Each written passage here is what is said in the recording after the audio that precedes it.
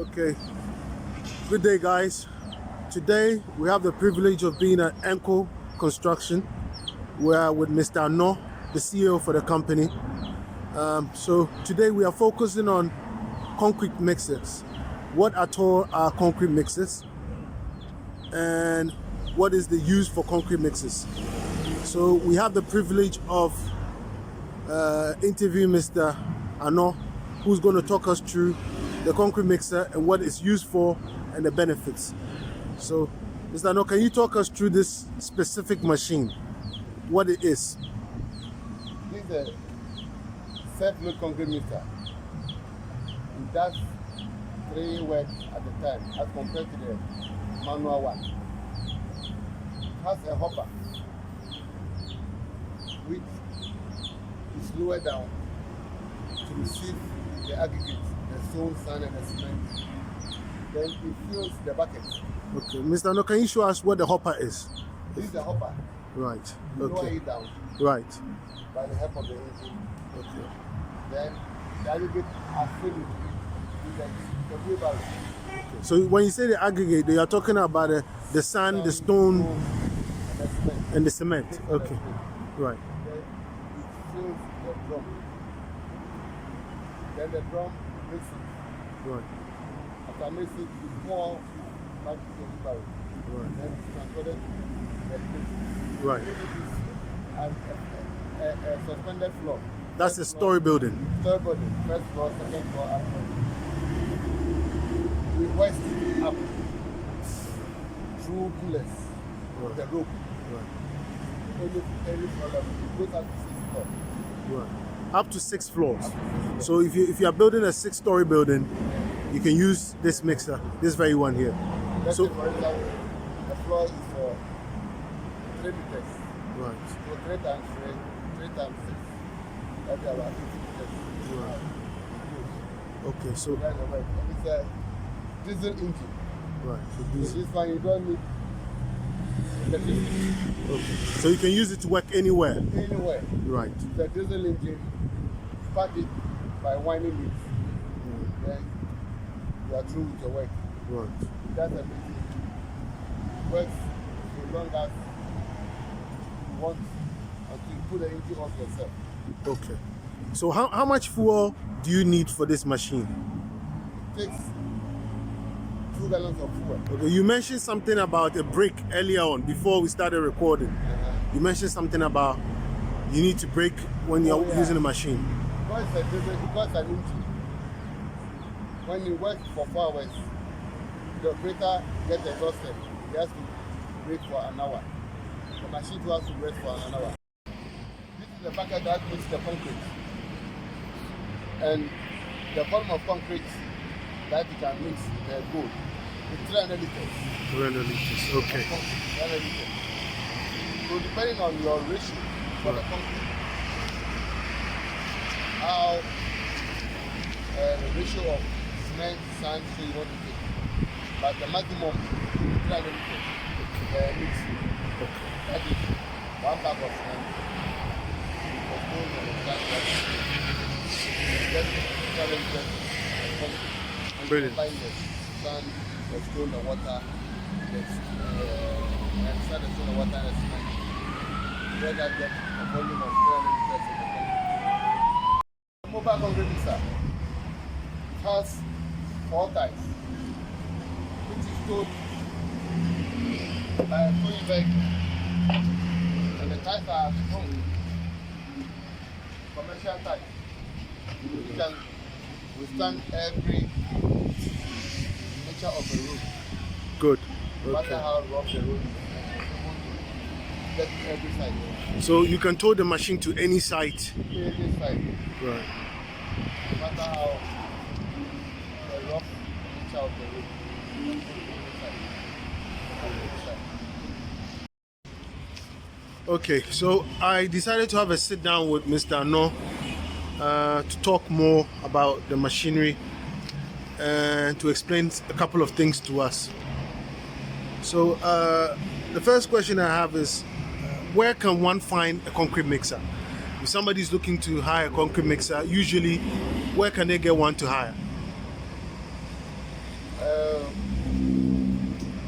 are a lot of vendors who had a company business. Man, the registered company. I'm a registered construction company, and I rent my machines as well.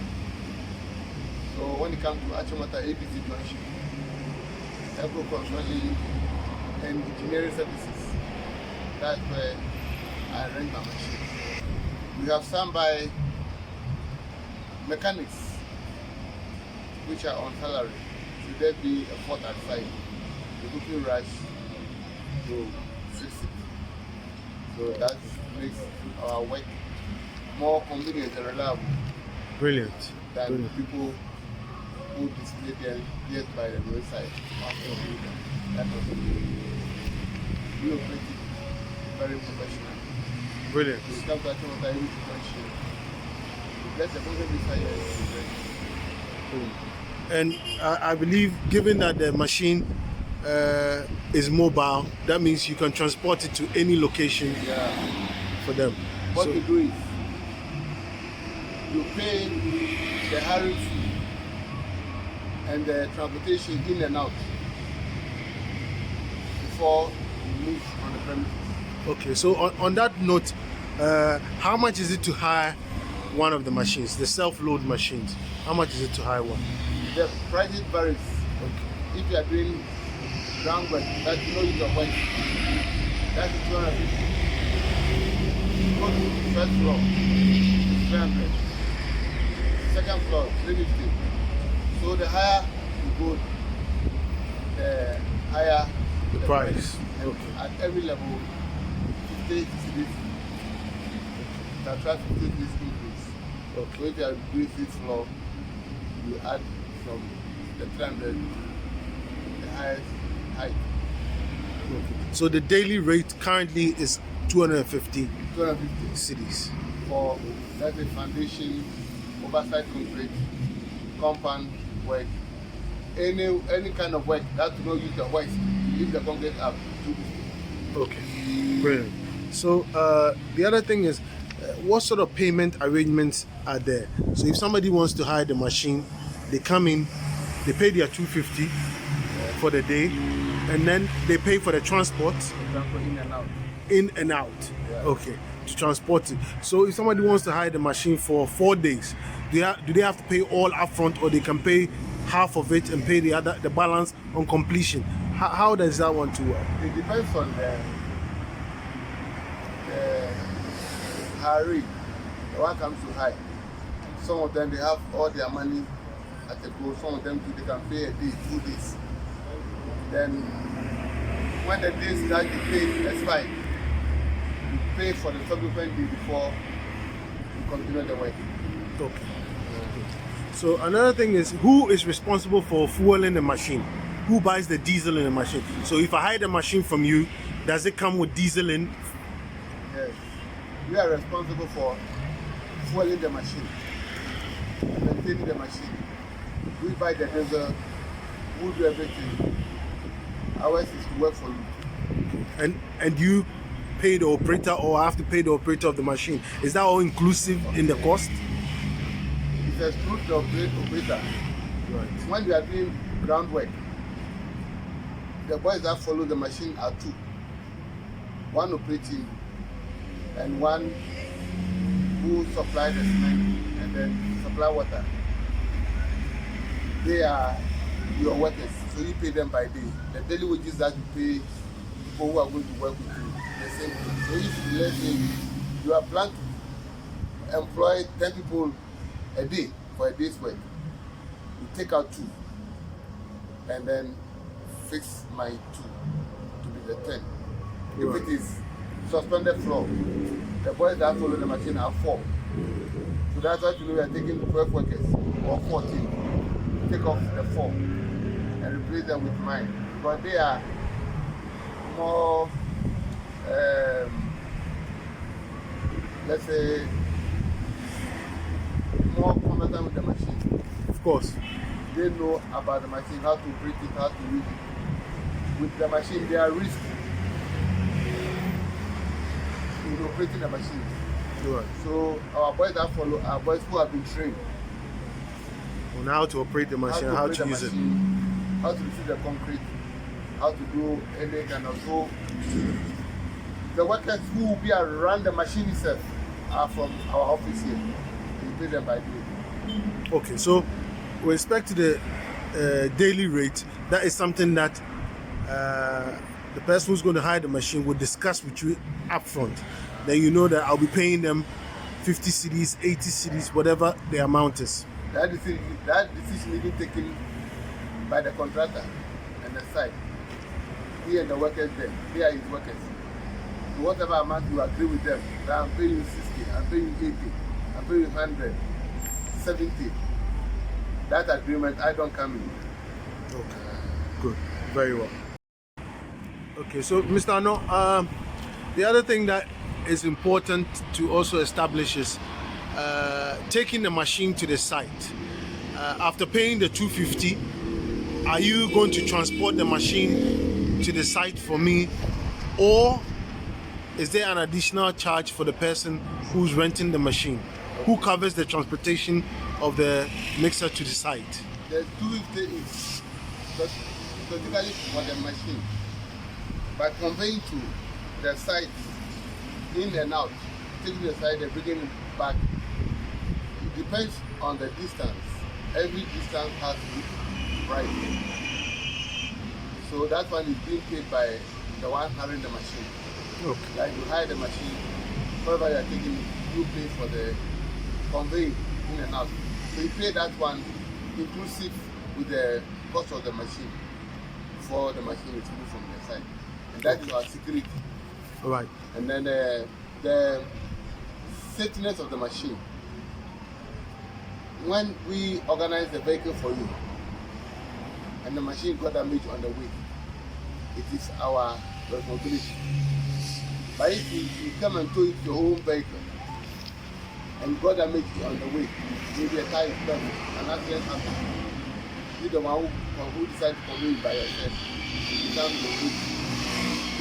You send our machine back to us at the state that you took it. But if we organize the vehicle for you, that one becomes our duty. Brilliant. I think that's a very important point to note. That's very important. Now, I think you've touched base on the operation hours of the machine. You did say 4 hours and then an hour break. Yeah. Yes. The operation hours is 8 hours. Right. For the day. For the day. You work for 4 hours, then you break for an hour. So that the operator can rest and the workers can rest. Then you start and do another 4 hours and break. But should there be the need for the work to be extended in about an extra hour, that one is negotiated. Good. Maybe your work, you couldn't do the 8 hours. You want to add additional 2 hours. You calculate the hours, then you add the rest to it. Sometimes you do it for free.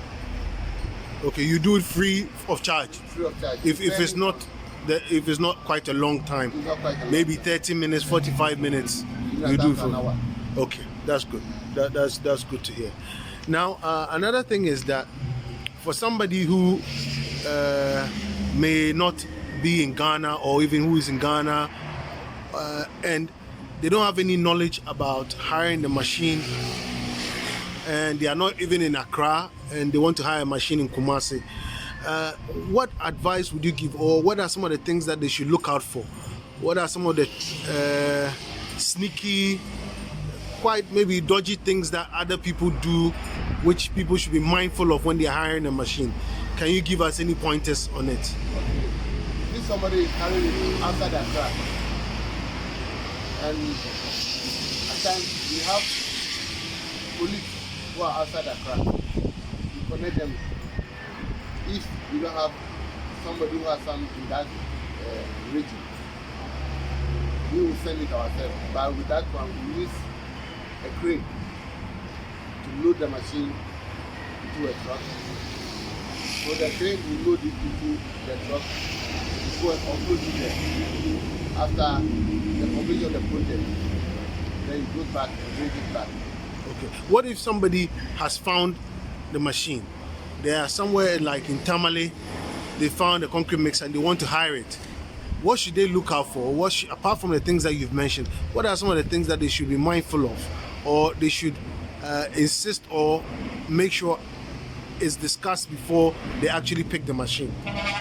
The whole thing is about the condition of the machine. Okay. Because in construction, if the machine messes you up, even an hour, you end up having a big loss of money. So the whole thing is about the condition of the machine. If the machine is well conditioned, the parts on the machine are good, the engine is strong.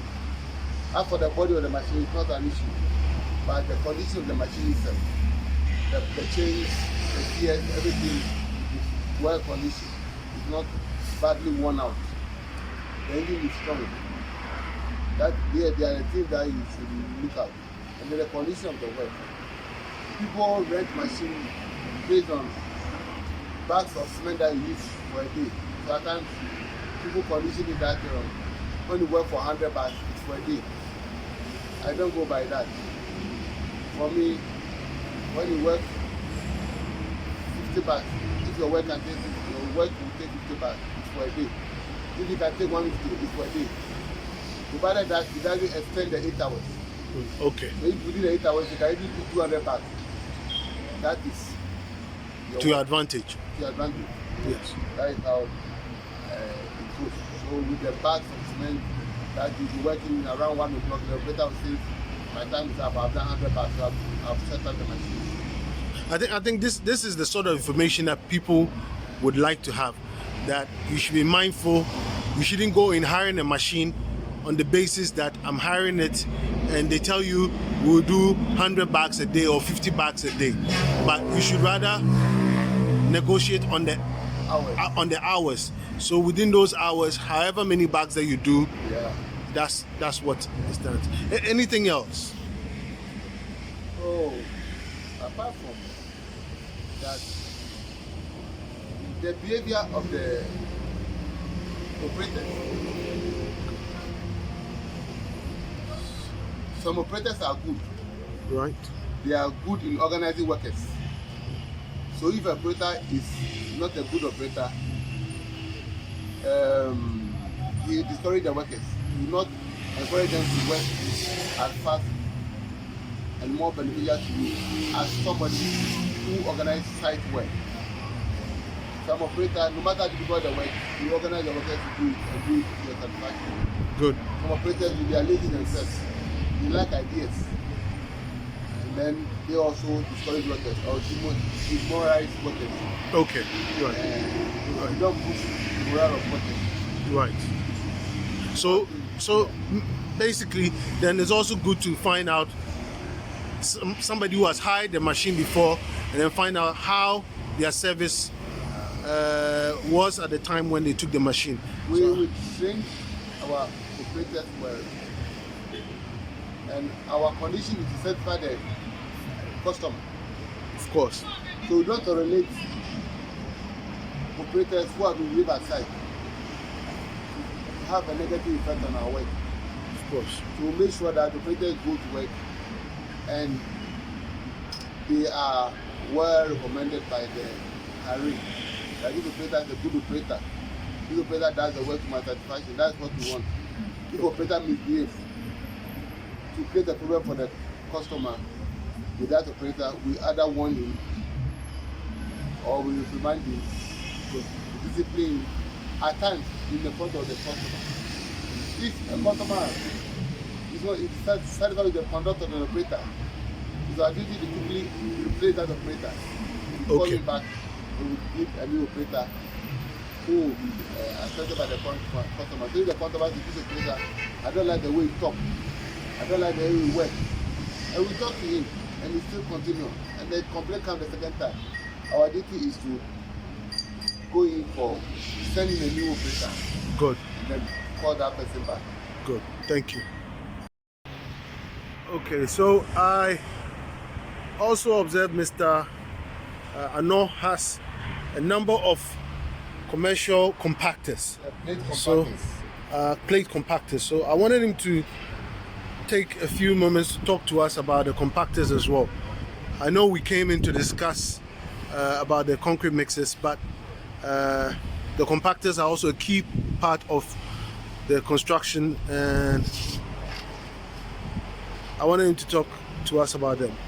So, Mr. Arnaud, so are these commercial compactors, or what exactly are they? They are also for rental. Okay. We have plate compactors in the site. All right. Depending on the compaction that you want to clean at the site. Then we have hand roller. It's also a compactor, but this one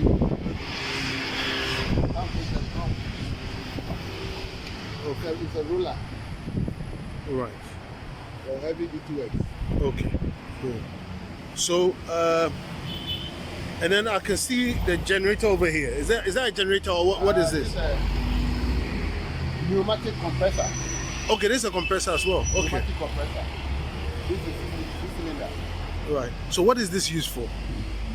We use it to break stone, Okay. concrete, All right. and then if people are going to blow boreholes, they need air Okay. or water and steam. Their pipe are choked. They need air to blow the gas on the pipe.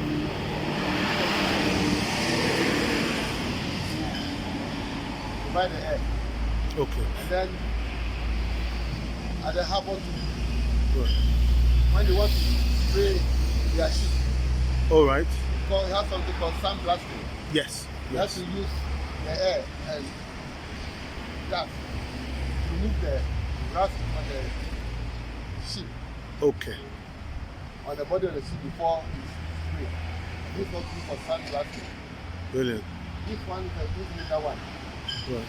for normal breaking of concrete. Concrete. When Okay. you want to break foundation concrete, block concrete, any kind of concrete, this one is. This is the one that you use. Okay. And they are all conveyable.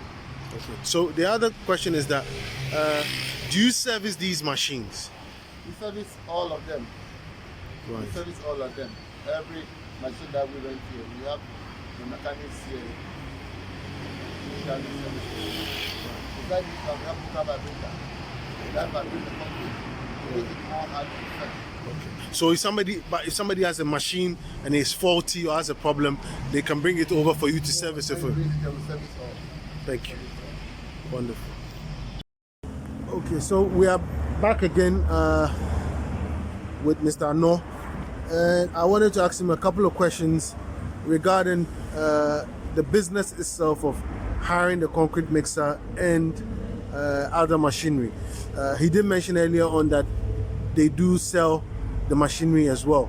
So I wanted to find out from you, Mr. Arnaud, how much would it cost for one of the machines, and are they all brand new, or can someone get slightly used one? We have brand new ones, which I have an importer, I will import them. And we have bogus ones, and we have locally used ones, Okay. slightly used. All depends on the buyer's ability. Their Somebody can budget. afford to buy the brand new one. Okay. Somebody will say, I want the slightly used control. Wow. Somebody will say, my money is so small that I would like the material to be used in Ghana. Okay, so let's just to clarify, when you say the home use one, that is, you are referring to a machine that has been imported from overseas to Ghana. So that machine has been used overseas, it's been imported to Ghana, and it hasn't been used in Ghana, and it is on display. Okay, brilliant. And then you have the one that is also used, it's been brought in, used for some time, and the person wants to sell it off. Okay, right. So that's very good to know, because it's important. Obviously, everybody and their budget or their financial strength. So, how would you determine the business? Is it a good business? Is it seasonal? Because you know that in our climate, mostly people tend to build during the dry season. So the June, July, August, where we have a lot of the rains, there's not much construction going on. So is it a good business all year round? Is it good? It's a good business all year round, but more profitable when contractors are doing government projects. When there's government project going on, trains, bridges, school buildings, those who don't have machines, they come to rent. Apart from that, our work usually depends on people who are doing their private works. But when there's construction going on, it's also boost our work. But contractors come and rent for more period of time. So, unlike private people who come and rent their place, rent it for a day or 2 days. But when the government project is going on, that's why in the contract will take it for 2 weeks, 1 month.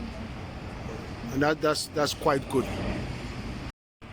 So I was asking, what are some of the challenges that arises with the business? Challenges are machines spoils unexpectedly. Like you are driving your own car, anything can happen. So the challenges are when the machine gets spoiled or breaks down at the site, organizing a mechanic to go to the site, recommend the right path to be fixed. These are some of the challenges. At times, the customers become impatient, forgetting that it's a machine which has broken down.